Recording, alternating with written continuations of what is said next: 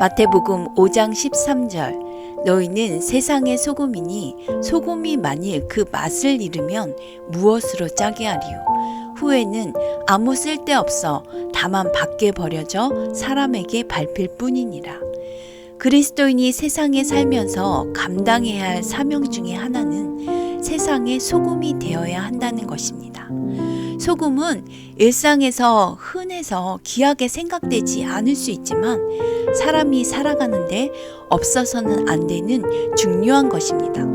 그런데 하나님께서는 예수님의 피값으로 새 생명 얻은 성도들에게 너희는 세상의 소금이라고 말씀하고 있습니다. 왜 성도들에게 소금과 같은 존재가 되라고 하셨을까요?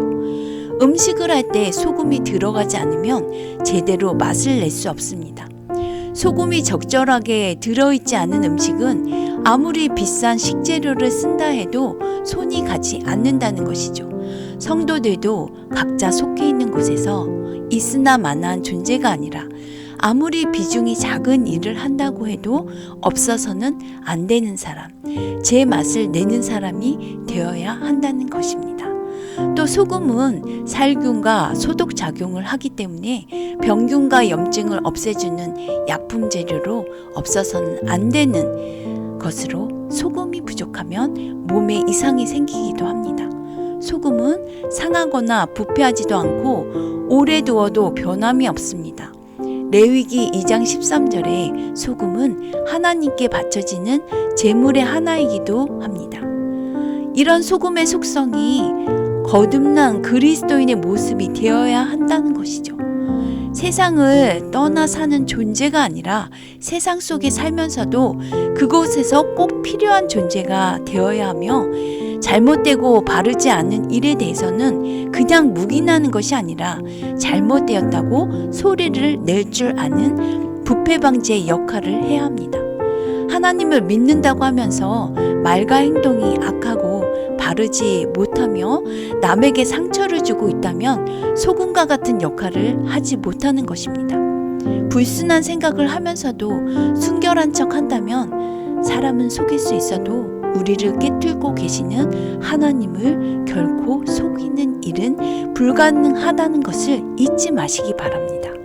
그런데 이렇게 중요한 소금이 녹지 않으면 아무 소용이 없다는 것입니다.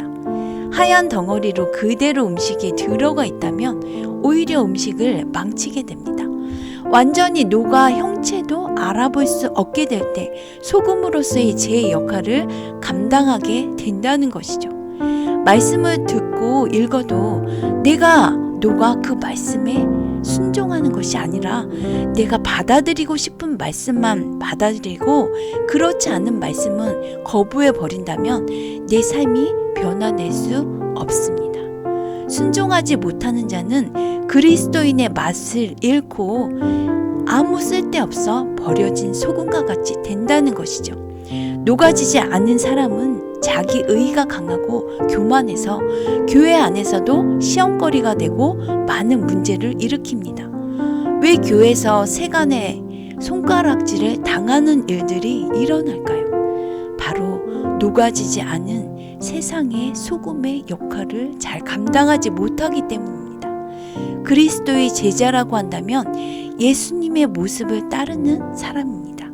내가 아직 팔팔이 살아있다면 날마다 주님께 내 자신을 맡기며 예수님의 제자다운 모습으로 고쳐주시옵소서.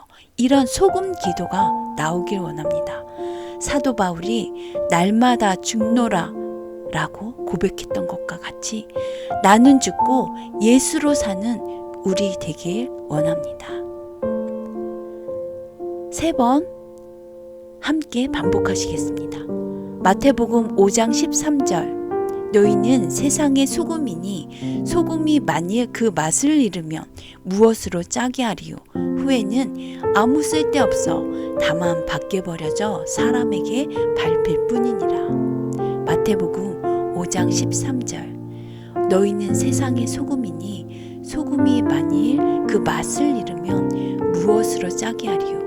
후에는 아무 쓸데없어 다만 밖에 버려져 사람에게 밟힐 뿐이니라.